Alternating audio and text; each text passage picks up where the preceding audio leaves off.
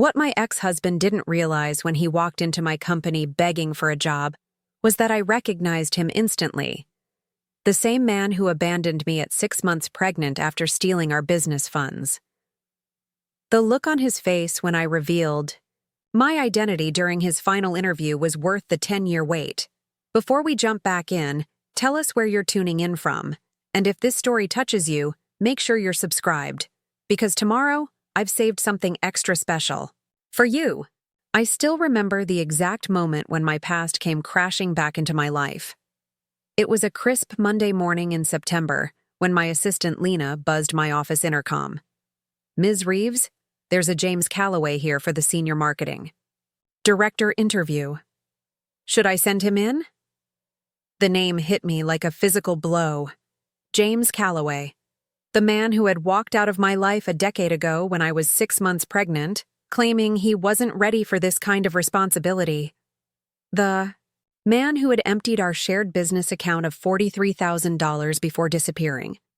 The man whose child, our daughter Zoe, had never received so much as a birthday card. "Ms. Reeves, is everything all right?" Lena's voice pulled me back to the present. "Tell him I'll be just a moment," I managed to say, my voice surprisingly steady, despite the hurricane of emotions swirling inside me. I took a deep breath and opened my laptop, quickly pulling up the candidate's resume. The experience matched: marketing manager at Vertex Solutions, digital director at Peninsula Group, but the photograph attached to the application wasn't clear enough to be certain. Could it really be him? After all this time? My office, situated on the top floor of the Archer Building in downtown Seattle, suddenly felt too small. Through the floor-to-ceiling windows, I could see the skyline of the city where I'd rebuilt, my life from the ashes James had left behind. Horizon Technologies, the company I'd grown from a small marketing consultancy to a digital solutions powerhouse worth $75 million, was my redemption story. My triumph over abandonment and betrayal. And now, the architect of that betrayal was sitting in my reception area, unaware he was about to interview with the woman he'd left broken and pregnant a decade ago. I stood and smoothed my tailored navy suit, a far cry from the struggling entrepreneur I'd been when James and I started our first marketing firm together in our tiny apartment. Back then, we were just two ambitious college graduates with big dreams. He handled the client relationships, I developed the strategies and creative work. We were partners in every sense, sharing our professional aspirations and personal lives, eventually marrying after 3 years together. "We're building something special," he'd promised the day we opened our joint business account. "A legacy for our future children." The irony of those words wasn't lost on me as I thought about Zoe, now 9 years old and thriving despite her father's absence. She had my determination and analytical mind, but her smile, that was all James. A detail that had stung in her early years but had faded as I'd watched her grow into her own person. I glanced at her photo on my desk, taken during our vacation to Hawaii last spring. She was smiling broadly, arms wrapped around a surfboard nearly twice her size. Her courage and resilience were daily reminders of what really mattered. I pressed the intercom. "Lena, please show Mr. Calloway to the 4th floor conference room. Tell him I've been delayed but will join shortly. And ask Trevor and Michelle to join the interview panel." Of course, Ms. Reeves. I needed time to compose myself, but also witnesses for what might unfold. Trevor Hamilton was my CFO, one of the few people who knew the full story of Horizon's origins. Michelle Chen, my HR director, was meticulously professional and would ensure everything stayed within appropriate boundaries, regardless of my personal history with the candidate. I opened my desk drawer and pulled out a small leather portfolio I hadn't touched in years. Inside were the documents that chronicled James's betrayal, bank statements showing the systematic draining of our business account, emails where he'd redirected clients to his personal contacts, and the lease termination notice I'd received. 3 days after he disappeared, discovering he'd stopped paying rent months earlier despite collecting my share. Most damning was the contract he'd signed with Meridian Publishing, a client we'd pitched together, dated 2 weeks after he'd left. He'd taken our joint proposal and presented it as his own. The initial payment for that contract matched almost exactly the amount he'd taken from our account. I'd kept these documents not out of vindictiveness, but as a reminder of the lessons I'd learned. Trust must be earned, success is the best revenge, and thorough documentation is priceless. My phone buzzed with a text from Trevor. "Conference room ready. Candidate seems nervous. Sure about this?" I texted back, "Absolutely. Be there in 5. In the executive bathroom, I checked my reflection. At 38, I looked nothing like the vulnerable 28-year-old James had abandoned. My chestnut hair was now styled in a sleek bob rather than the long waves I'd had then. The uncertain expression I'd worn for months after his departure had been replaced by the confident gaze of a woman who knew her worth. Success had not hardened me, but it had armored me against the kind of devastation I'd once experienced. I gathered the portfolio and headed toward the conference room, my heels clicking purposefully against the marble floor. Each step was a reminder of how far I'd come, from the small apartment where I'd cried myself to sleep night after night while feeling my daughter kick inside me, to this building I now owned outright. Outside the conference room, I paused and looked through the glass wall, and there he was, unmistakably James, though the decade had changed him too. The boyish charm had faded, replaced by a weathered attractiveness and hints of gray at his temples. He was gesturing animatedly, always the salesman, while Trevor nodded politely. For just a moment, I was transported back to our first meeting in a marketing class at university. His charismatic presentation had impressed everyone, including me. Later, I'd discover that his confidence often masked a lack of substance, but his ability to win people over was undeniable. Taking a deep breath, I pushed open the door, prepared to face the man who had once broken my heart, but had unwittingly set me on the path to becoming the woman I was always meant to be. The conversation in the room halted as I entered. Trevor and Michelle stood respectfully, while James remained seated for a moment, his eyes fixed on his portfolio as he finished his sentence about innovative marketing approaches in the digital landscape. When he finally looked up to greet the presumed CEO, the practiced smile on his face froze, then slowly dissolved into an expression of dawning recognition. "Hello, James," I said calmly, extending my hand. "Olivia Reeves, CEO of Horizon Technologies. It's been a long time." His complexion paled visibly as he rose to his feet, nearly knocking over his water glass. His hand, when it finally met mine, in a handshake, was clammy. "Liv?" he stammered, using the nickname only he had ever called me. I didn't realize your company profile just said O. Reeves, and I never thought that I would succeed without you." I finished for him, my tone professionally pleasant but with an unmistakable edge. "Please, sit down. We have an interview to conduct." Trevor and Michelle exchanged subtle glances. I had briefed them minimally before entering, just that I had a previous professional connection with the candidate that had ended poorly. They didn't need the personal details to fulfill their roles in what was about to unfold. James sank back into his chair, visibly struggling to regain his composure. "This is quite a surprise," he managed. "I imagine so," I replied, opening my portfolio and extracting his resume. "You've been busy since we last saw each other.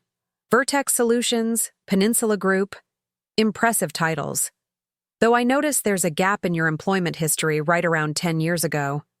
His eyes darted nervously to Trevor and Michelle, perhaps hoping to find some ally or escape route, but they maintained professional, neutral expressions. James had always been quick on his feet, adept at talking his way out of uncomfortable situations. I could almost see the calculations running behind his eyes, whether to acknowledge our past, how to spin the narrative, how to salvage this interview. "Yes, well," he cleared his throat, "that was a transitional period for me. I was doing independent consulting work. Is that what you call it? I kept my voice level, but allowed myself the smallest hint of a smile. Interesting. Our records suggest something different. Before he could respond, I launched into standard interview questions, asking about his management style, his experience with digital marketing campaigns, his strategic vision. Professional, thorough, giving nothing away to Trevor and Michelle about the history vibrating beneath the surface of our exchange. James rallied admirably, summoning the charisma that had once charmed clients and investors alike. He spoke eloquently about campaigns he'd led, teams he'd managed, results he'd delivered. If I hadn't known him, known how he embellished achievements and minimized failures, I might have been impressed. Your application mentioned that you developed the Seabrook campaign for Peninsula, I said, referencing a well-known tourism initiative that had won several industry awards. That was exceptional work. Relief flashed across his face at the apparent compliment. Thank you. Yes, that was entirely my concept. The immersive digital experience component was particularly interesting that you'd claim full credit, I interrupted, sliding a printed email across the table. Because I have here correspondence from Blake Reynolds, the creative director at Peninsula during that campaign, stating that the concept was developed by their team and you were brought in only for execution. James stiffened.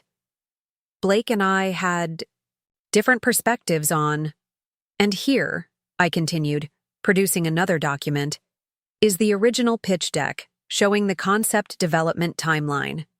Your name doesn't appear until page 17, under Implementation Team. Trevor shifted in his seat, his CFO's mind likely processing what was happening. This wasn't just about a candidate embellishing a resume. Michelle remained impassive, though her eyes had narrowed slightly, the HR director in her undoubtedly cataloging potential misrepresentations. Perhaps my memory is different, James conceded, his confident facade beginning to crack. It was a collaborative effort. Collaboration requires honesty about one's contributions, I noted, something you've struggled with in the past. His eyes met mine directly for the first time, a flash of the old James, defensive, ready to deflect. If this interview is going to be about personal history, this interview is about determining whether you're qualified for the position and whether you align with our company values, I cut in smoothly, integrity being chief among them. I nodded to Trevor, who took his cue to ask about financial oversight of marketing budgets. James attempted to pivot to safer ground, detailing processes for budget allocation and performance metrics. His answers were technically sound, but increasingly delivered with a nervous energy that betrayed his discomfort. Michelle followed with questions about team leadership and conflict resolution. The irony wasn't lost on me when James emphasized his belief in transparent communication and never walking away from challenges. Throughout it all, I maintained my professional demeanor, though inside, a decade of suppressed emotions churned. This man had left me alone to face not just pregnancy and single parenthood, but also financial devastation and the collapse of our fledgling business. He had stolen not just our joint funds, but client relationships we'd built together. And now, he sat before me, unaware that I had meticulously documented every aspect of his betrayal. Let's talk about your departure from Vertex Solutions, I said, returning to the conversation. Your resume indicates you left 3 months ago to pursue new opportunities. Was that voluntary? A subtle tightening around his eyes told me I'd hit a nerve. It was a mutual decision. We had different visions for their digital strategy. Really? Because industry sources suggest you were asked to leave after claiming credit for the Lambert account, which was actually secured by a junior team member. I watched him carefully. That matches a pattern I've observed. James shifted uncomfortably. I'm not sure what sources you're referring to, but I make it my business to know the industry, James, thoroughly. I closed his resume folder and leaned forward slightly. Just as I've kept thorough records of my own business dealings over the years, something in my tone must have triggered his suspicion. His expression changed, defensive posture giving way to calculation. Olivia, I think there might be some misunderstanding about my past work. Perhaps we could discuss this privately after the formal interview. I don't think that will be necessary, I replied. In fact, I have all the relevant information right here. I opened the leather portfolio I'd brought with me and removed a set of documents, arranging them carefully on the table. Bank statements, client contracts, emails, the physical evidence of his betrayal a decade ago. For context, I addressed Trevor and Michelle. Mr. Calloway and I were previously acquainted. In fact, we were business partners in a marketing consultancy that preceded Horizon Technologies. James's face had gone completely pale. His eyes fixed on the bank statements showing the systematic withdrawal of funds from our joint business account. $7,500 here, $12,000 there, culminating in a final $23,500 transfer 3 days before he disappeared. That's ancient history, he said, his voice barely above a whisper. Completely irrelevant to this position. On the contrary, I countered, past behavior is often the best predictor of future performance. Don't you agree, Michelle? My HR director nodded professionally. Character and integrity are fundamental considerations in our hiring process. Trevor, examining the documentation with his financial officer's precision, looked up with undisguised disapproval. These withdrawals occurred without your knowledge or consent? He asked me. Correct, I confirmed, as was taking our jointly developed client proposals to secure contracts under his name alone. I slid the Meridian Publishing contract toward the center of the table. This one, for example, dated just 2 weeks after his departure, using our work. James's practiced composure had completely evaporated. You can't possibly, this isn't fair, he sputtered. That was 10 years ago. People change. Do they? I asked quietly, finally allowing myself to meet his gaze directly. Because your resume suggests otherwise. Still taking credit for others' work. Still misrepresenting your contributions. Still the same James who walked away from responsibility when it became inconvenient. The conference room fell silent. Through the glass walls, I could see curious glances from employees passing by, drawn by the unusual tension emanating from what should have been a routine interview. James sat frozen. The documentation of his past transgressions spread before him like a roadmap of betrayal. I think we should discuss this privately, he finally said, his voice low and strained. This isn't appropriate for a job interview. Michelle, ever the consummate HR professional, cleared her throat. Perhaps Mr. Calloway is right. If there are personal matters to resolve. There's nothing personal about business ethics, I interrupted calmly. And these documents demonstrate a pattern of behavior directly relevant to the position Mr. Calloway is seeking. I turned back to James. But you're right about one thing. There are personal matters we haven't addressed. I reached into my portfolio again and removed a photograph, Zoe's most recent school portrait. Her smile, so much like her father's, beamed from the glossy print. I placed it on the table between us. This is Zoe, your daughter, 9 years old, 4th grade, gifted program at Lakeside Academy, plays violin, loves soccer, wants to be a marine biologist. My voice remained level, but my heart pounded against my ribs. She was born January 12th, 3 months after you emptied our account, and disappeared. James stared at the photograph, all color draining from his face. His mouth opened, then closed again without producing words. I could almost see the calculations behind his eyes, the timeline confirming what I was telling him. I didn't. No, he finally whispered. You never told me. Told you? I raised an eyebrow. You changed your phone number.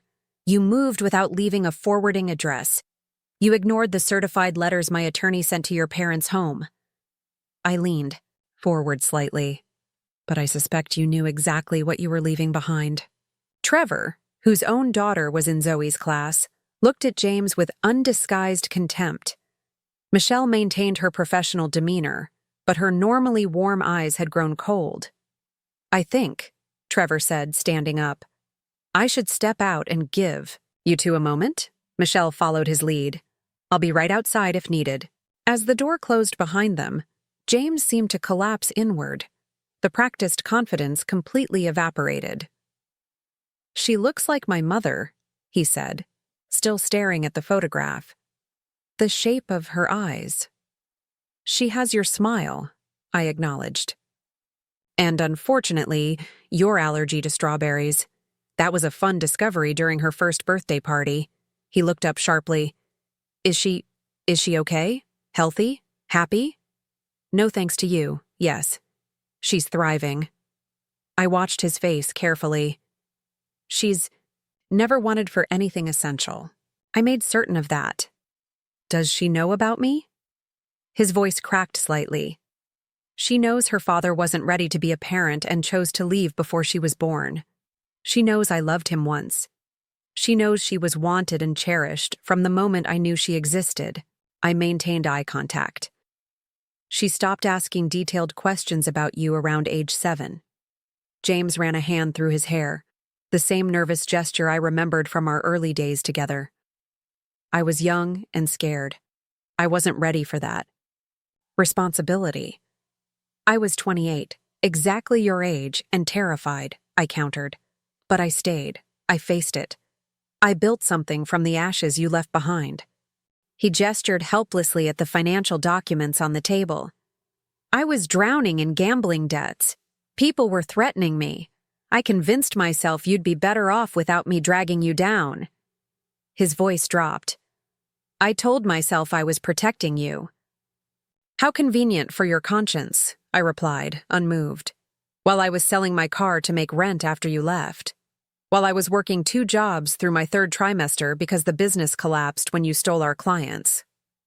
"I'm sorry," he said, the words sounding rusty and unpracticed. "I know that's not enough, but I am truly sorry." I studied him, the man I had once loved enough to marry, to build a business with, to envision raising children alongside. A decade ago, I would have given anything to hear those words. Now they rang hollow against the reality of the life I'd built without him. "Why are you here, James?" "Really?" I asked. "You must have researched Horizon Technologies before applying. Our growth has been widely covered in industry publications. Did you know it was my company?" He shook his head slowly. "I honestly had no idea. The job listing was forwarded to me by a recruiter. When I saw the requirements, it seemed perfect. A chance to rebuild after?" He trailed off. "Things haven't gone as well for me as my resume suggests." "I'm aware," I said. "The gambling didn't stop, did it? Peninsula Group put you on probation twice for excessive absences. There were rumors about borrowed money from colleagues. Vertex Solutions let you go after client funds couldn't be properly accounted for." His head snapped up. "How could you possibly know all that?" "I make it my business to know my industry," I repeated. "When your name appeared in our applicant pool, I had our security team run a thorough background check. It's standard procedure for senior positions." This wasn't entirely true. I'd ordered the background check the moment I saw his application, driven by a decade-old instinct for self-protection. The report had confirmed my suspicions. James hadn't changed. If anything, his patterns of behavior had worsened with time, the stakes growing higher as his desperation increased. So this whole interview was just, "What? Revenge?" he asked bitterly. "Getting me in here to humiliate me?" "This interview was a professional courtesy," I corrected him. "Your qualifications on paper warranted consideration. The fact that your character doesn't meet our standards isn't revenge. It's sound business judgment." I gathered the documents from the table, returning them to my portfolio. "For what it's worth, I forgave you years ago, James. Not for your sake, but for mine. And for Zoe's, I couldn't build the life we deserved while carrying the weight of that anger." He looked up at me, desperation plain on his face. I need this job, Liv. I'm not in a good place. My last few positions ended badly. My reputation in the industry is the consequence of your own actions, I finished for him, just as my success is the result of mine. Could you consider, for Zoe's sake, giving me a chance? The mention of our daughter's name in this plea triggered something cold and hard within me. Don't you dare invoke her name as leverage, I said, my voice dropping to a dangerous quiet. You forfeited any right to that the day you walked away, from both of us. I stood, smoothing my skirt in a gesture that helped me regain my composure. This interview is concluded, Mr. Calloway. Our HR department will be in touch with their decision. His laugh was bitter. We both know what that decision will be. Yes, I acknowledged, but proper procedures will be followed. I moved toward the door, then paused. One more thing. Zoe's birthday is in January. For the past 9 years, I've maintained a separate email account where I save messages and photos that she might want someday. Information about her biological father, should she ever ask. I wrote an email address on a business card and placed it on the table. If you ever have anything meaningful to contribute to her understanding of where she comes from, you can send it there. I make no promises about sharing it with her, but I'll save it. That's more consideration than you showed either of us. James took the card, staring at it as though it contained some code he couldn't decipher. Thank you, he said quietly. Don't thank me yet, I replied. In 10 years, you haven't once tried to find out if your child was even born, let alone healthy or happy. That suggests your sudden interest may be as temporary as your commitment was then. I opened the door to find Trevor and Michelle waiting, discreetly nearby. They returned to the conference room as I addressed James one final time. Michelle will show you out when you're ready. The building security team has been notified that your visitor badge expires in 15 minutes. As I walked away, I felt a strange lightness. The confrontation I had avoided imagining for a decade had come and gone, and I was still standing, still strong. Still the woman who had turned abandonment into empire building. Back in my office, I closed the door and took a moment to breathe deeply. My phone buzzed with a calendar reminder. School. Pick up Zoe's science presentation, 3 p.m. Real life, my life, the one I'd built from scratch, was waiting. An extraordinary life that would never have existed if James had stayed. That was perhaps the most ironic revelation of all. His greatest betrayal had ultimately been my greatest liberation. I gathered my things, texted my assistant that I'd be out for the rest of the afternoon, and headed to my car. As I drove toward Zoe's school, I glanced in the rearview mirror and saw not the abandoned woman I had once been, but the formidable CEO I had become. A transformation that began the moment I stopped waiting for someone else to determine my worth. Zoe's science presentation on marine ecosystems was flawless. She stood confidently before her classmates, explaining coral bleaching with the precision of someone twice her age, her dark curls bouncing with enthusiasm as she answered questions. Watching her, I felt a familiar surge of pride tinged with something new, a sense of completion, as though a circle had been drawn around a chapter of our lives. You killed it, sweetheart, I told her as we walked to the car afterward, her backpack heavy with books.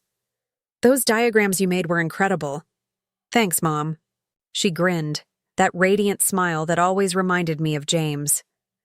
Today, for the first time, the resemblance didn't trigger a pang of old hurt. Ms. Peterson said I should consider entering the district science fair. Do you think we could? Absolutely. We'll start planning this weekend. As I drove us home, Zoe chattering about coral polyps and ocean acidification, my mind kept drifting back to the conference room, to James's face when he saw his daughter's photograph. There had been recognition. There and regret, but also calculation. The same self-interested assessment I'd seen when we were building our business together, when he was measuring opportunities against personal cost. At a red light, I glanced at Zoe in the rearview mirror. She had his smile, but everything else, her determination, her integrity, her unwavering loyalty to those she loved, those were qualities James had never possessed. Or perhaps they were qualities he'd chosen to abandon along with us. "Mom? You're being quiet," Zoe observed, her perceptiveness another trait that was all her own. "Is everything okay at work?" "Just a complicated day, honey," I answered truthfully. "Nothing for you to worry about." Was it the marketing director interviews? Trevor said they were happening this week when he dropped Emma off for our play date. I smiled despite myself. Trevor's daughter was Zoe's best friend, which meant Zoe often picked up snippets of company business during their play dates. Yes, it was. Sometimes interviewing people can be surprising. "Did you find someone good?" she asked, her interest already waning as she spotted her favorite ice cream shop ahead. "No," I said, signaling to turn into the parking lot for an impromptu celebration of her presentation. "But that's okay. We'll find the right person eventually." The evening passed in our usual comfortable routine. Homework at the kitchen island, dinner together, a game of chess that Zoe was becoming alarmingly good at. Then bedtime stories, though she was really too old for them now. Neither of us was quite ready to give up that nightly ritual. After she fell asleep, I sat on the balcony of our penthouse apartment, a glass of wine in hand, looking out over the city lights. The day's events played on a loop in my mind. James's shock at seeing me, his desperate attempts to salvage the interview, his face when he realized I had documentation of every betrayal, and underlying it all, the stunning realization that seeing him again had not devastated me as I once feared it might. My phone buzzed with a text from Trevor. "Just checking in. You okay?" "Better than okay," I texted back. "Zoe's presentation was amazing. Thanks for asking." "Not what I meant," came his reply. "Today was intense. Sure you're all right?" "Surprisingly, yes. Turns out some ghosts are less scary when you finally face them. See you tomorrow." I set down my phone and took another sip of wine. There was a time early in Zoe's life when I'd imagined this confrontation 1,000 different ways. In some versions, I was coldly triumphant. In others, tearfully accusatory. In the darkest moments of 3 a.m. feedings and financial stress, I'd fantasized about making James suffer as I had suffered. But the reality had been altogether different, more businesslike, less emotional. What I'd felt most strongly wasn't vindication or even anger, but a profound gratitude for the path his abandonment had ultimately set me on. The next morning, I arrived at the office earlier than usual. Michelle was already there, a folder waiting on my desk. "The official rejection letter for James Calloway," she said, her tone professional but her eyes sympathetic. "I've included documentation of all the factual misrepresentations on his resume and the background check results. Everything is by the book, in case he tries to claim the rejection was personal." "Thank you, Michelle," I said, signing the necessary forms. "I appreciate your discretion yesterday." "Of course." She hesitated. "For what it's worth, I think you handled an impossible situation with remarkable grace." After she left, I opened my emails to find an unexpected message had arrived at 3:42 a.m. from an unfamiliar address. The subject line read simply, "I'm sorry." James had written a lengthy, rambling apology, part justification, part confession. He detailed the gambling addiction that had spiraled out of control a decade ago, the debts that had driven him to drain our account, the shame that had kept him from contacting me afterward. He claimed to have thought often of the child he'd abandoned, to have regretted his choices every day for 10 years. The language was emotional, designed to elicit sympathy. Once, it might have worked. Now, I read it with the dispassionate eye of someone who had spent a decade building a business by evaluating sincerity in negotiations. His words rang hollow, too convenient, too carefully crafted, too focused on his own suffering rather than the consequences of his actions for others. The final paragraphs revealed his true purpose. I know I have no right to ask anything of you, but I'm desperate. My reputation in the industry is damaged beyond repair. The gambling is under control now. I've been in recovery for 6 months, but no one will take a chance on me. If you could find any position, even entry level, at Horizon, I would prove myself worthy of your trust. For Zoe's sake, consider giving her father a chance to be in her life, to contribute to her future. I didn't delete the email, but I didn't respond either. Instead, I forwarded it to the special account I maintained for Zoe's future questions. Someday, she might want to understand who her father was. His own words would tell that story more accurately than any explanation I could offer. At our morning executive meeting, Trevor reported that the board was pushing for a quick resolution. To the marketing director search, we have 2 solid candidates from the first round, he explained. We could bring them back for final interviews next week. Let's do that, I agreed. And let's consider internal candidates as well. Sarah in the digital department has been stepping up impressively on recent campaigns. The meeting continued with project updates and quarterly forecasts. Normal business, the daily rhythm of the company I'd built. By the afternoon, the tension of James's unexpected appearance had largely dissipated among the staff, though I occasionally caught concerned glances from Trevor or Michelle. At lunch, I received a text from an unknown number. Please, Liv, I need to talk to you. Meet me for coffee? Just 15 minutes. I blocked the number without responding, a boundary I'd learned to establish in the early days after James's departure, when I'd wait breathlessly for calls that never came. Those lessons in self-protection had served me well in business too, knowing when to engage and when to walk away, recognizing when a negotiation was no longer productive. As I returned to my office, Lena intercepted me. Ms. Reeves, there's someone waiting to see you.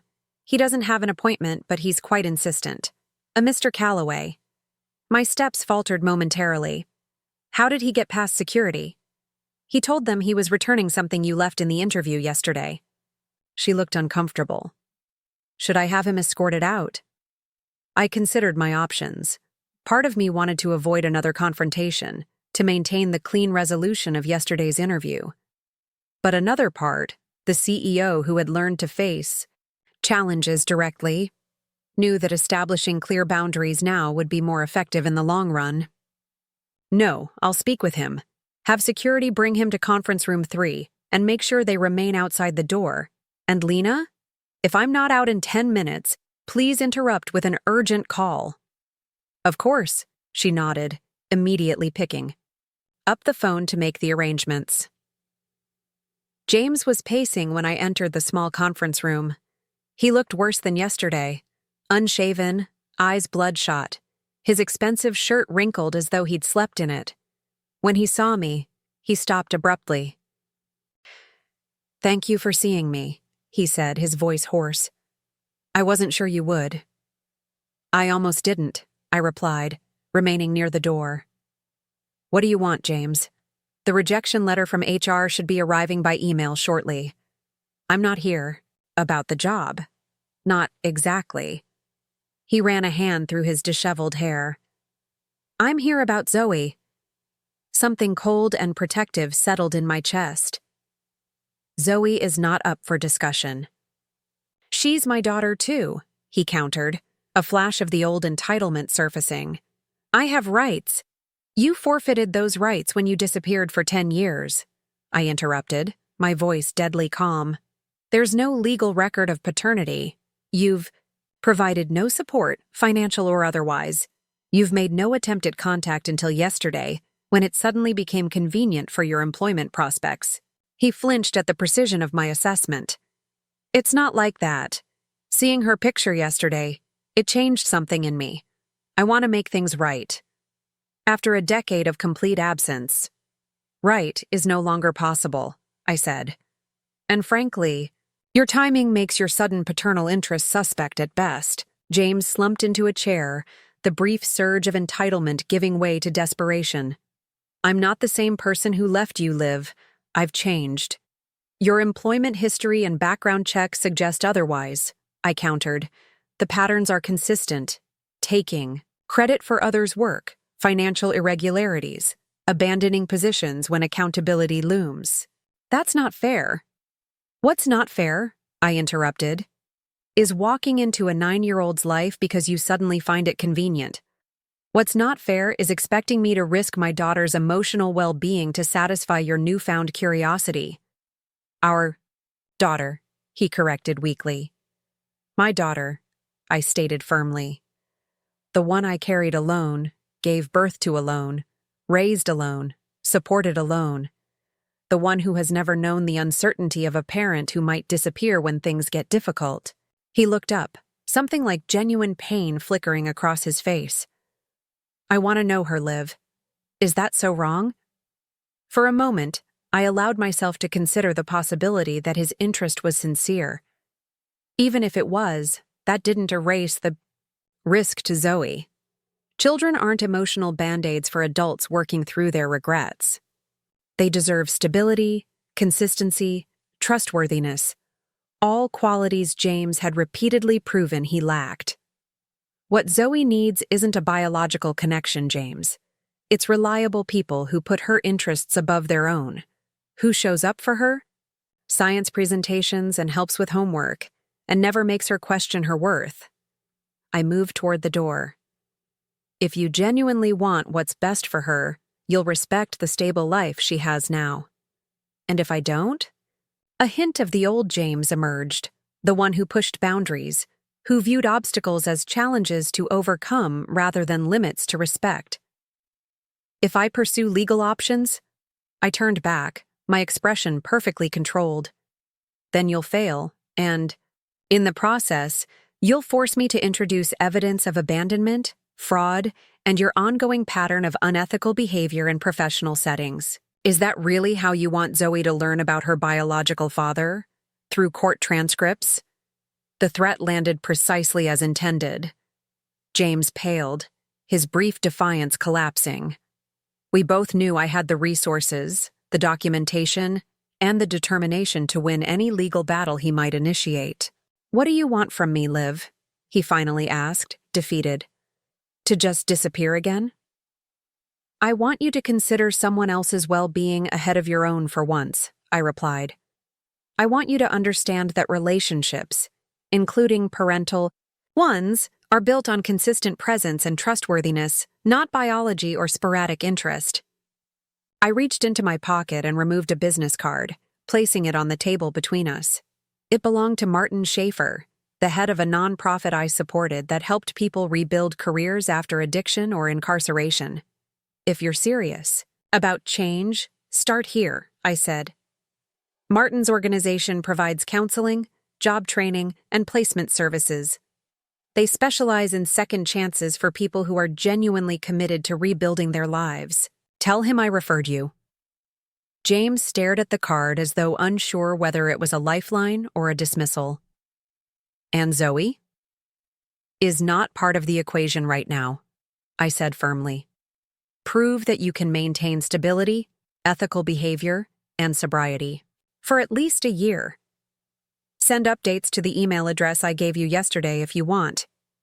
After that, if, and only if, you've demonstrated real change, we can discuss whether some form of carefully managed introduction might be possible.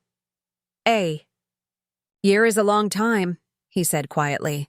A year is nothing compared to the decade you've already missed, I countered. And it's far less than the lifetime commitment parenthood actually requires. I glanced at my watch. My 10 minutes are up, and I have actual responsibilities to attend to. Security will escort you out. As I opened the door, James called after me. I really am sorry, Liv, for everything. I paused, not turning around. I believe you're sorry for the consequences you're facing. That's not the same as being sorry for the choices that led to them. Without waiting for his response, I nodded to the security guards waiting outside and returned to my office, where the day's actual priorities awaited. Contract negotiations, campaign approvals. and a video call with our London office about their expansion plans. By the time I left to pick up Zoe from her after-school science club, James's unexpected reappearance had been mentally filed away, not forgotten, but properly contextualized as a minor disruption rather than a life-altering event. That in itself was a measure of how completely I'd moved beyond the devastation of his abandonment. "Mom, can we get pizza tonight?" Zoe asked as she climbed into the car, her backpack bulging with books.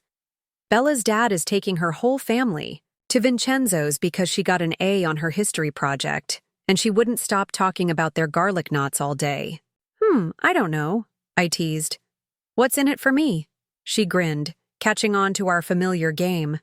"I'll clean my room this weekend without you asking 50 times. Make it the room and helping with laundry, and you've got a deal." "Deal," she agreed triumphantly. "Can we invite Trevor and Emma too? Emma said her mom's out of town at some conference." I smiled, thinking of Trevor, my CFO, trusted colleague, and single father who had become a friend and unexpected source of support over the years. Unlike James, Trevor understood that parenthood meant placing your child's needs above your own, even when it was inconvenient. "Sure," I said, already pulling out my phone to text him. Pizza night is always better, with friends. As we drove toward Vincenzo's, I glanced at Zoe in the rearview mirror, animated as she told me about her science club project. This was our reality: pizza nights and science projects, inside jokes and negotiations about chores. A life built on consistent love and presence, not biology or legal obligation. James might believe he wanted to be part of this life, but what he wanted was the idea of fatherhood without the daily commitment it required. The glossy school photo, not the sleepless nights with a colicky infant, or the countless hours of homework supervision and emotional support that had created the confident child in that photo. My phone buzzed with a response from Trevor. "Pizza sounds perfect. Emma's already asking if Zoe will help her with her science fair project. Be there in 20. "Trevor and Emma are in," I told Zoe, who pumped her fist in celebration. "Best day ever," she declared, with the absolute certainty only a 9-year-old can muster. Looking at her joyful face, I silently agreed. The best life ever. One that would never have existed if James had stayed. His greatest betrayal had ultimately been my most profound blessing, forcing me to discover strengths I never knew I possessed and build a life more rewarding than anything we might have created together. That realization wasn't just healing. It was freedom. 6 months passed without any contact from James. The email account I'd created for Zoe remained empty of his messages, and life continued in its comfortable rhythm. School and work, weekend adventures, the steady growth of both my daughter and my company. Horizon Technologies secured 2 major contracts that had been in negotiation for months, expanding our international presence and necessitating a new round of hiring. We finally filled the marketing director position with Sarah Chen, our internal candidate who had been quietly building an impressive portfolio of successful campaigns. The board unanimously approved her promotion, impressed by her innovative approach to our newest product launch. "You should have promoted her months ago," Trevor commented during our celebratory dinner after the contracts were signed and Sarah's position announced. We were at La Mer, my favorite restaurant overlooking the bay, enjoying a rare evening without our children, who were at a sleepover with Trevor's parents. "Sometimes people need time to grow into their potential," I replied, taking a sip of champagne. "And sometimes we need to be pushed by circumstances to recognize what's already there." "Speaking of circumstances," he said, his tone shifting to something more cautious. "I heard something today that I thought you should know." I set down my glass, recognizing his expression, the one he wore when delivering potentially problematic information. "About?" James Calloway. Trevor watched my reaction carefully. "He's working at New Horizons Recovery Center, Martin Schaefer's Organization. I managed to keep my expression neutral despite my surprise. Really? Doing what? Apparently, he's running their marketing and communications. Pro bono, not as a regular employee. Martin mentioned it when I saw him at the charity auction last weekend. Said James has been there almost since you sent him, working nights and weekends while taking day classes to become a certified addiction counselor. I absorbed this information, unsure how I felt about it. Part of me was skeptical. James had always been good at creating favorable impressions in the short term. Another part wondered if perhaps finally he was making genuine changes. Martin speaks highly of him, Trevor continued.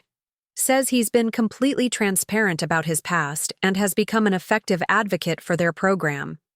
Apparently, his experience in marketing has helped them secure several new funding grants. Well, I said carefully, everyone deserves a chance to rebuild their life. I just hope he's being honest with them about his history. According to Martin, brutally so, Trevor replied. He's been using his own story and their outreach to gambling addicts, how it cost him his marriage, his child, his professional reputation. I took another sip of champagne, buying time to process this unexpected development. Did Martin mention whether he's maintained sobriety? 10 months clean, based on their program records. Weekly counseling, regular meetings. Trevor hesitated. He asked about you, you know. Not prying, just mentioned that James speaks of you with great respect in his recovery work. Says you showed him more compassion than he deserved. I nearly laughed at that. Compassion wasn't my primary motivation in that conference room. Maybe not, Trevor acknowledged with a small smile. But you did point him toward help rather than simply having security throw him out. That says something about you, not him, her. Conversation moved on to other topics. The children's upcoming school events, the company's expansion plans, Trevor's recent interest in sailing. It was only later, driving home alone, that I allowed myself to fully consider what Trevor had shared. James working with a recovery organization, using his skills to help others rather than advance his own interests. Speaking honestly about his failures. It didn't erase the past, but it suggested a level of accountability I hadn't expected from him. The following week brought an unexpected message to the special email account, not from James, but from Martin Schaefer himself. Olivia, I hope this message finds you well. James Calloway mentioned that this email address was established for matters relating to your daughter. I'm writing to let you know that he has become an invaluable volunteer with our organization over the past 6 months, working tirelessly to help others facing addiction challenges similar to his own. He has maintained complete sobriety and shown remarkable commitment to his recovery process. He's never asked me to contact you and would probably be mortified to know I'm doing so. But as someone who has worked with people in recovery for 20 years, I thought you should know that his transformation appears genuine. The man shows up every day, does the difficult emotional work, and uses his considerable talents to help others without seeking recognition. Whatever your history, which I know only in the vague outlines he has shared in group sessions, I thought this information might be meaningful to you, especially regarding any future decisions about your daughter. I'm available if you ever wish to discuss this further. Respectfully, Martin Schaefer. I read the email 3 times, searching for any hint of manipulation or agenda, but found only the straightforward assessment of a professional I'd known and respected for years. Martin wasn't easily fooled, and he had no reason to advocate for James unless he genuinely believed in the changes he was describing. That evening, after Zoe went to bed, I sat on the balcony with a glass of wine, thinking about forgiveness. Not as an act of pardon for James, but as a release for myself. The anger I'd carried for so long had already faded, transformed by success and the joy of raising Zoe into something less corrosive. But there remained a wariness, a protective instinct that questioned whether any change in James could be trusted. My phone buzzed with a text from Trevor. Boat shopping this weekend. Emma insists you and Zoe must approve any purchase since you'll be spending all summer on it anyway. Her words, I smiled, texting back. She's not wrong. No houseboats, though. Or anything named Trevor's Folly. His response came quickly. Too late on the name. Paperwork's already filed.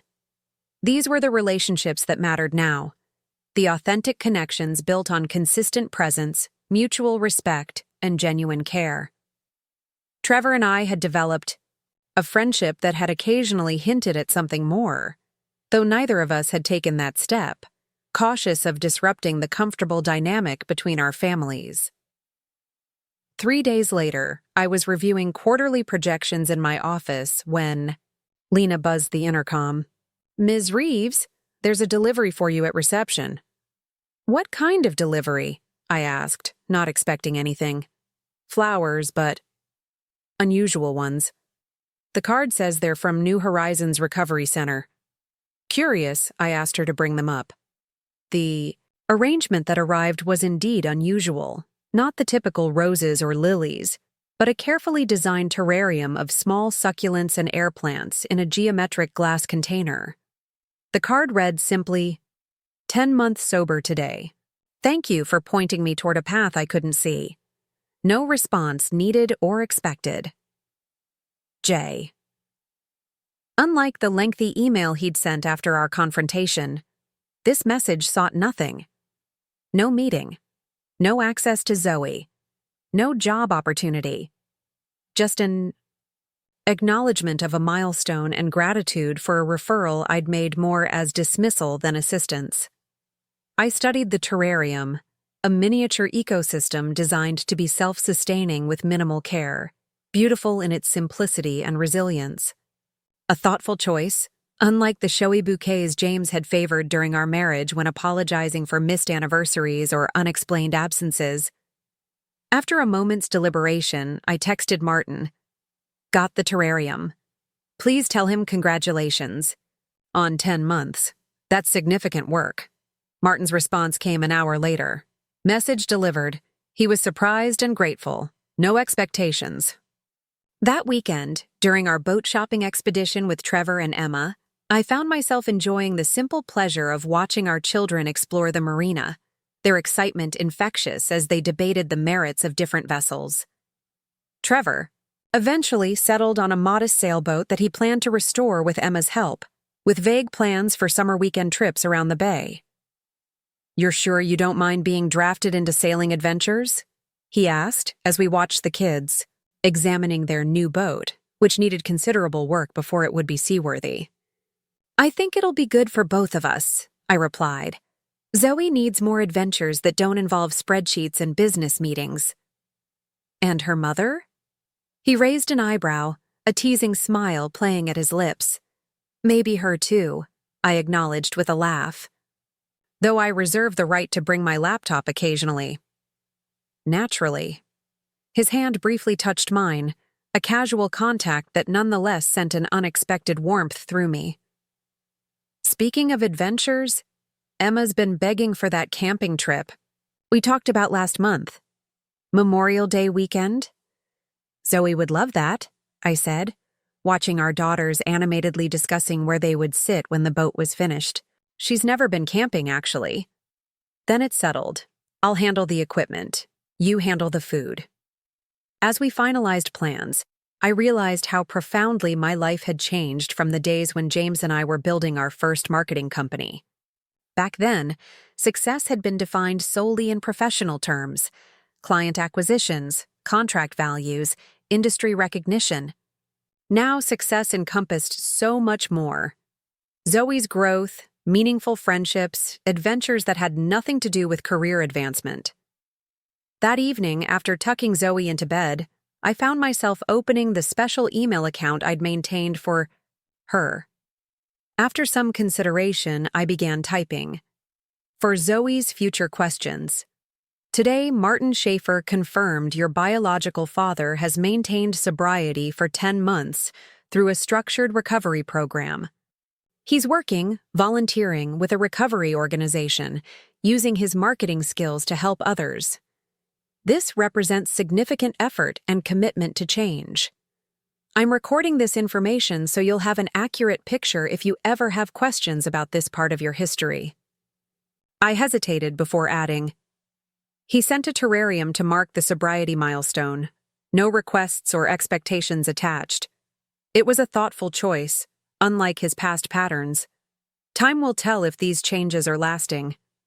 I saved the draft but didn't send it. Instead, I attached a photo of the terrarium, creating a small archive of this moment that Zoe might someday want to understand. Not rewriting history, but acknowledging that people sometimes surprise us, even those who have hurt us most deeply. The next morning brought an unexpected email to my professional account. "Ms. Reeves, my name is Catherine Wyatt, features editor at Business Innovation magazine. We're developing a special issue on Phoenix companies, businesses that rose from significant setbacks to achieve remarkable success. Your journey with Horizon Technologies has been suggested as a potential feature story. Would you be willing to discuss this opportunity? We're particularly interested in the early challenges you overcame and the strategies that drove your success." I read the email twice, considering the implications. For years, I'd deliberately kept the personal aspects of Horizon's origin story private, focusing interviews on our technical innovations and market strategy rather than the circumstances. That forced me to rebuild from scratch.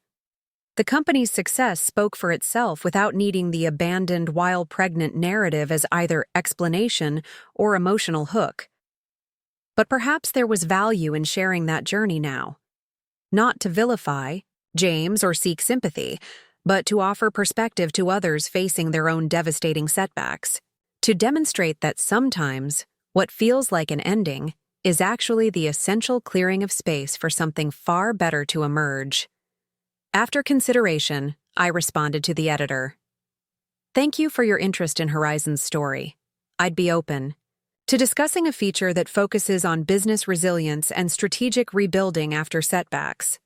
While there are personal elements to our origin story, my preference would be to emphasize the professional strategies and decisions that enabled our growth rather than dwelling on personal history. Please let me know if this approach would align with your vision for the piece." Her response came within the hour, enthusiastic about arranging an interview and respectful of my boundaries regarding the personal aspects of the story. We scheduled a preliminary discussion for the following week.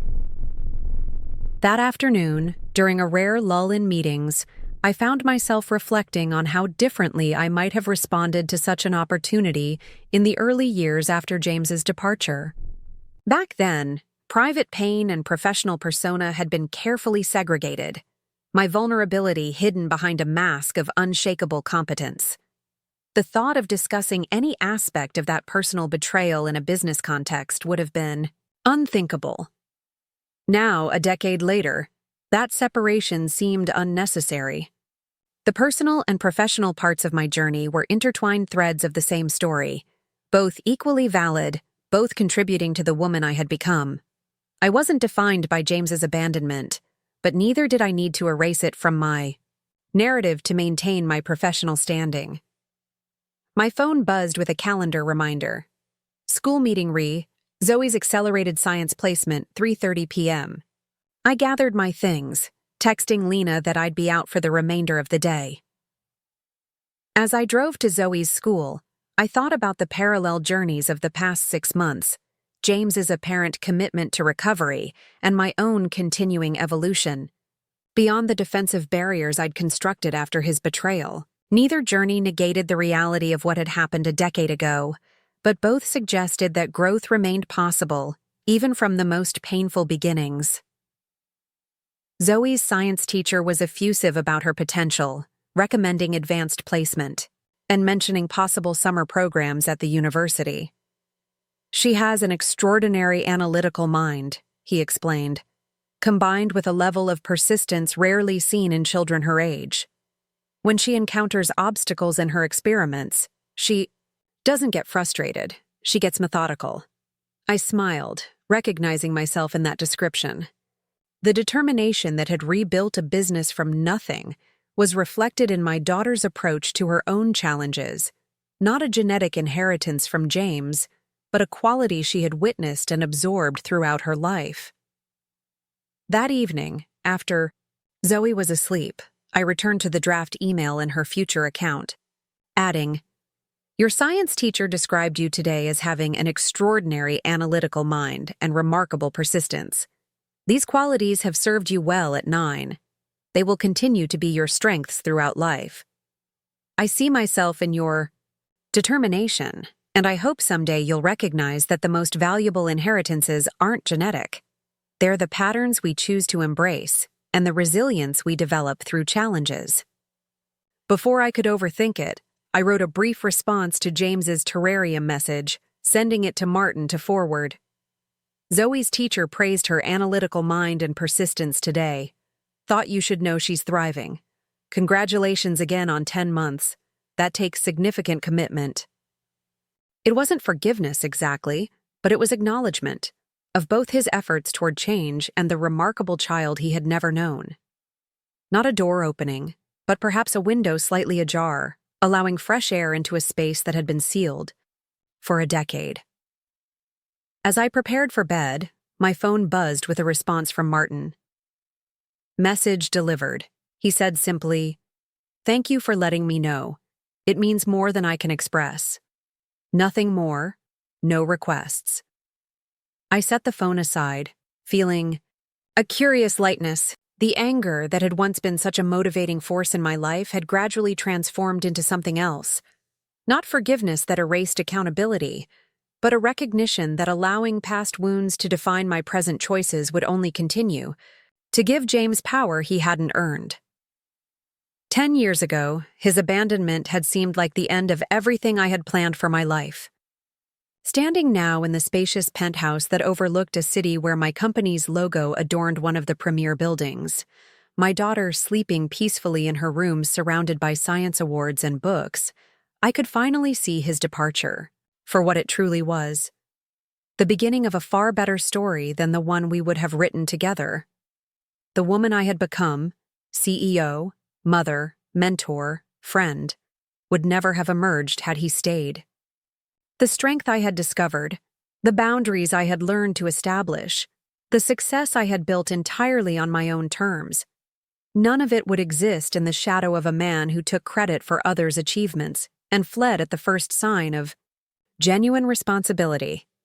James's greatest gift, ironically, had been his absence. In the space where he should have been, I had built something extraordinary, not despite his abandonment, but because of it. Tomorrow would bring new challenges, the magazine interview to navigate, business expansion plans to finalize, summer, activities to coordinate for Zoe. But for tonight, I allowed myself to acknowledge a simple truth. I was no longer the woman who had been left behind. I was the woman who had moved forward, building a life so full and rich that the absence at its beginning had become merely a footnote rather than the defining chapter. And that, perhaps, was the most complete form of victory. 1 year to the day, after James walked into my company seeking employment, I stood at the podium in the grand ballroom of the Westfield Hotel, accepting the Businesswoman of the Year award. The audience, a sea of industry leaders, investors, and aspiring entrepreneurs, applauded as I approached the microphone. 10 years ago, I began, I sat in an empty apartment, 6 months pregnant, staring at a bank statement showing $0, where my life savings had been. My husband had disappeared with our business funds, leaving nothing but a brief note, claiming he wasn't ready for responsibility. That moment could have defined me, as a victim, as a cautionary tale, as someone deserving of pity. I paused, scanning the crowd where Trevor and Zoe sat in the front row. Zoe, now 10, beamed with pride, while Trevor offered an encouraging nod. Instead, that moment became the foundation upon which I built Horizon Technologies. Not because of some inspirational determination to show him, but because I had no choice but to move forward. Sometimes our greatest achievements aren't born from ambition, but from necessity. The speech continued as I outlined Horizon's remarkable growth from kitchen table startup to industry leader. I spoke about innovation, market strategy, and the importance of ethical leadership, all the elements that had contributed to our success. But I also acknowledged the personal journey that had paralleled our business ascension. The truth is, the company sitting before you today could never have existed if my original plans had worked out. The devastation I initially perceived as the end of everything was actually the clearing of space for something far more extraordinary to emerge. After the ceremony, as guests mingled during the reception, a familiar face appeared at the edge of my peripheral vision. James stood near the entrance to the ballroom dressed in a simple but well-tailored suit, his expression hesitant. Our eyes met briefly across the crowded room, not by chance, I realized, but because he had deliberately positioned himself where I would notice him. It had been 7 months since our last indirect communication. A message forwarded through Martin about James's continued sobriety and his new role developing outreach programs for gambling addiction recovery. During that time, Horizon had expanded into international markets. Zoe had skipped ahead a grade due to her exceptional academic performance, and my relationship with Trevor had evolved into something steady and nurturing that benefited all 4 members of our blended family unit. "Is that him?" Trevor asked quietly, appearing at my side with a glass of champagne for each of us. His tone contained no jealousy or insecurity, only concern for my comfort. "Yes," I confirmed, accepting the champagne with a grateful smile. "I'm surprised he's here." "Do you want me to have security escort him out?" Trevor offered. I considered the question, studying James from across the room. Unlike his desperate appearance in my office a year ago, he seemed composed, respectful, of maintaining his distance. The man who had once drained our joint account and disappeared wasn't seeking to disrupt or manipulate. He was simply present, watching me receive recognition he had once been certain I couldn't achieve without him. No, I decided. Let him stay. This might be good closure for both of us. Trevor squeezed my hand in understanding. "I'll keep Zoe entertained with the dessert table. Take whatever time you need." As Trevor moved away to join Zoe, who was enthusiastically describing the event to Emma via video chat, I made my way through the crowd of well-wishers toward the spot where James waited. He straightened as I approached, his nervousness evident in the way he adjusted his tie. "Congratulations," he said simply when I reached him. That was an impressive speech, well-deserved recognition. "Thank you," I replied, studying him carefully. 18 months of sobriety had changed him physically. He looked healthier, his eyes clearer, the nervous energy that had always characterized his movements replaced by a more centered stillness. "I'm surprised to see you here." I almost didn't. "Come," he admitted. "I wasn't sure if my presence would be unwelcome, but when I saw the announcement about your award in the business section, I felt I needed to witness it, to see the remarkable things you've built that would never have existed if I had stayed." His words echoed my own thoughts so closely that, for a moment, I was taken aback. That's a surprisingly self-aware observation. "Recovery forces self-awareness," he said with a slight, self-deprecating smile, "especially when you've hurt people as profoundly as I hurt you." A server passed with champagne, and I noticed James decline with a polite shake of his head. Another small evidence of change. We stood in silence for a moment, the weight of our shared history and divergent paths tangible between us. "How's Zoe?" he finally asked, his voice carefully neutral, making it clear he wasn't asserting any claim, but simply inquiring about a child he would never know. "Thriving," I answered honestly. "She skipped 5th grade, plays violin in the youth symphony, and recently won the regional science competition with a project on marine ecosystem restoration." Pride flickered across his face, followed quickly by regret. "She sounds remarkable, like her mother." "She is," I agreed, "though she has your smile, oddly enough, and unfortunately, your allergy to strawberries." He laughed softly at that. "Poor kid. Those summer desserts are the best ones." Another silence fell, but without the tension of our previous encounters. This wasn't the desperate James who had pleaded for a job, nor the calculating one who had drained our accounts. This was someone more authentic, someone who had faced his demons and emerged humbled but intact. "I've been following Horizon's growth," he said. "The European expansion is impressive. And that healthcare solutions platform you launched last quarter, groundbreaking." "Thank you," I replied, appreciating that he had done his research. "It's been an incredible journey." "One I should have been part of," he acknowledged quietly. "One of recovery's hardest lessons is accepting the opportunities lost through your own poor choices." I studied him thoughtfully. "Are you still working? With Martin's organization?" He nodded. "Full-time now. I'm developing prevention programs targeting young professionals in high-pressure industries, helping them recognize warning signs before addiction takes hold. The financial expertise I misused for so long is finally serving something worthwhile." "That's genuinely good to hear, James." He glanced past me to where Trevor and Zoe were laughing together near the dessert table, their comfortable familiarity, evident even from a distance. "Your family seems happy." "We are," I confirmed, following his gaze. "Trevor is everything I needed but didn't know to look for when I was younger. Steady, trustworthy, present." "The opposite of me," James said with a sad smile. "He's a lucky man." "It's not about luck," I corrected gently. "It's about choices. Daily choices to show up, to communicate honestly, to prioritize shared well-being over personal gratification.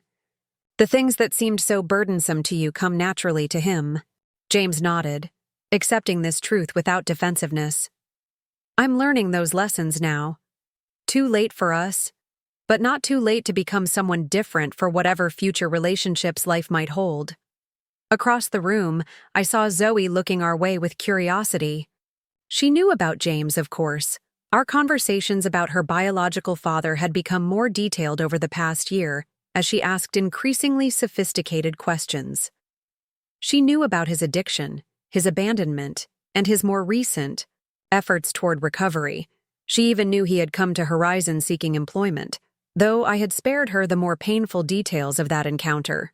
"Is that him?" she mouthed when I caught her eye, her perceptiveness once again surprising me. I nodded slightly, raising a reassuring hand to let her know everything was fine. She hesitated, then whispered something to Trevor, who looked our way with concern. I could see the protective instinct in his posture, ready to intervene if needed, but respecting my ability to handle the situation. "Your daughter is watching us," James observed, having followed my gaze. "She's trying to decide if I'm bothering you." "She's protective," I acknowledged, "and perceptive. She knows who you are." Surprise flickered across his face. "You've told her about me?" "In age-appropriate ways, yes. She knows about the addiction, the abandonment, and more recently, your recovery efforts. I've maintained the account I mentioned to you, saving information she might want someday." He absorbed this information with evident emotion. "Thank you. For that. For not demonizing me, even though you would have been justified in doing so." "Demonizing you would only hurt her," I explained. "Children internalize the messaging about their biological parents, even absent ones. She needed to understand that your leaving reflected your limitations, not her worth." James nodded, blinking rapidly.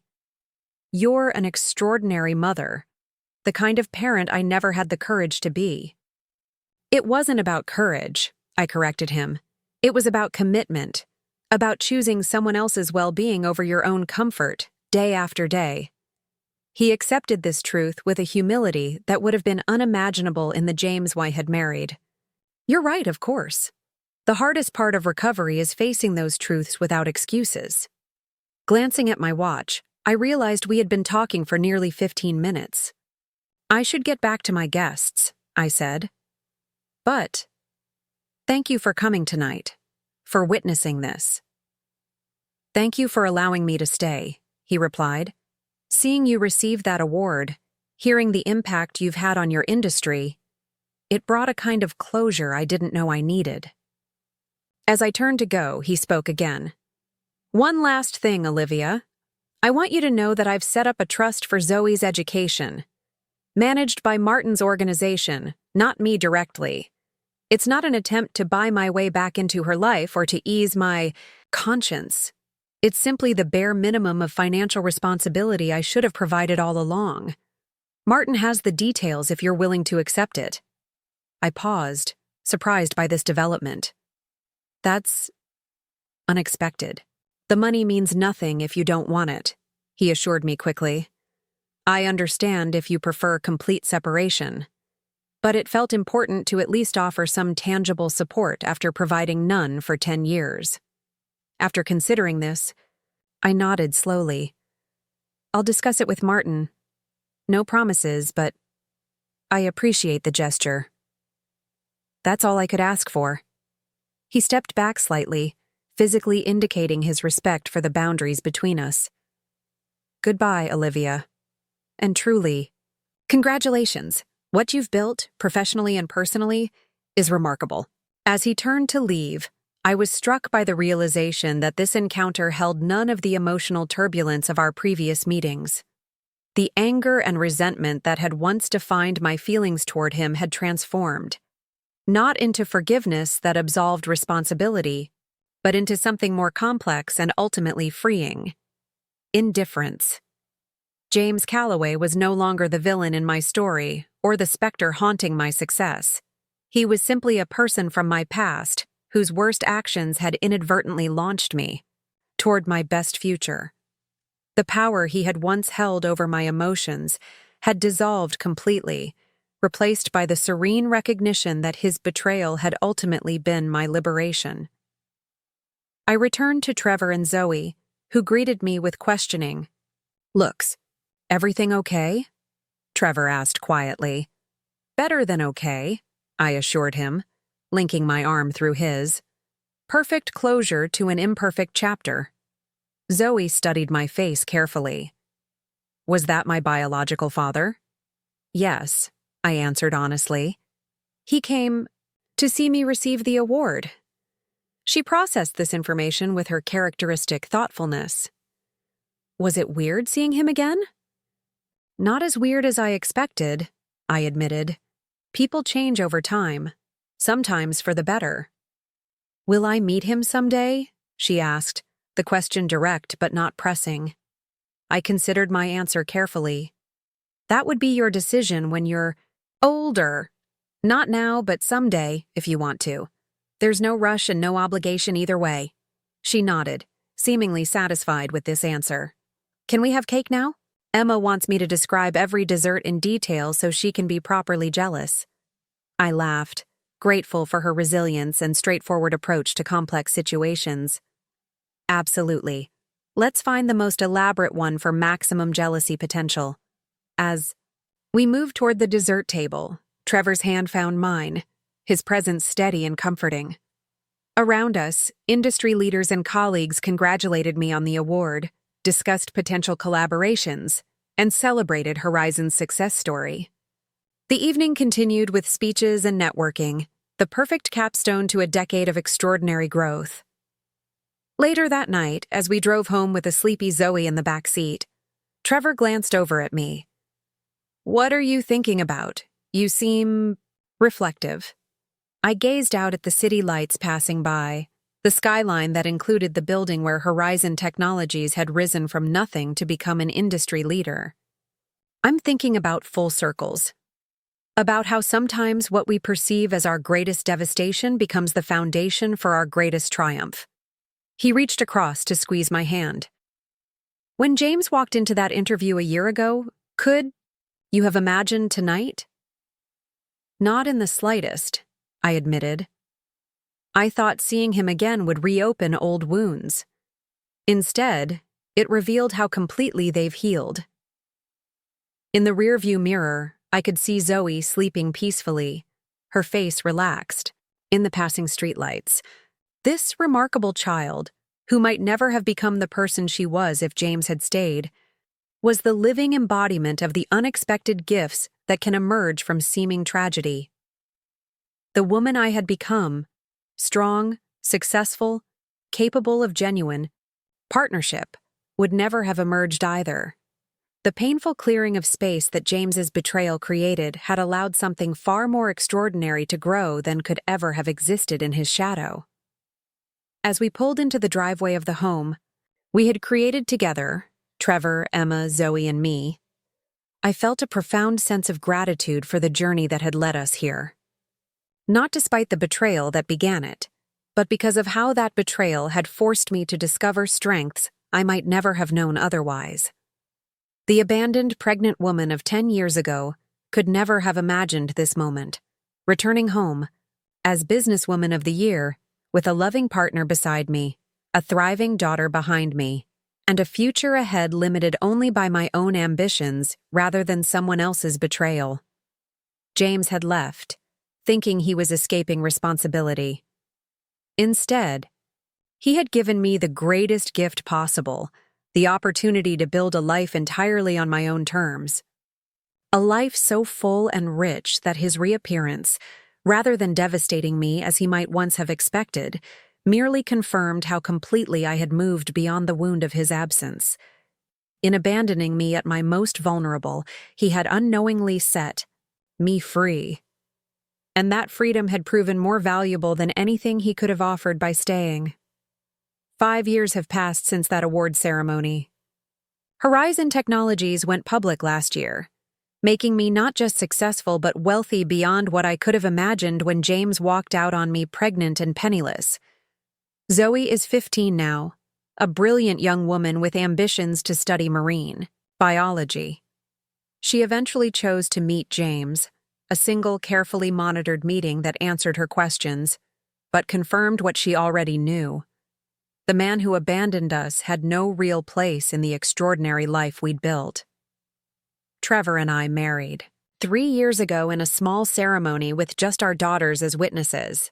Our blended family has flourished, with weekend sailing adventures on the Phoenix and a shared vacation home on the coast where we escape the demands of our busy lives.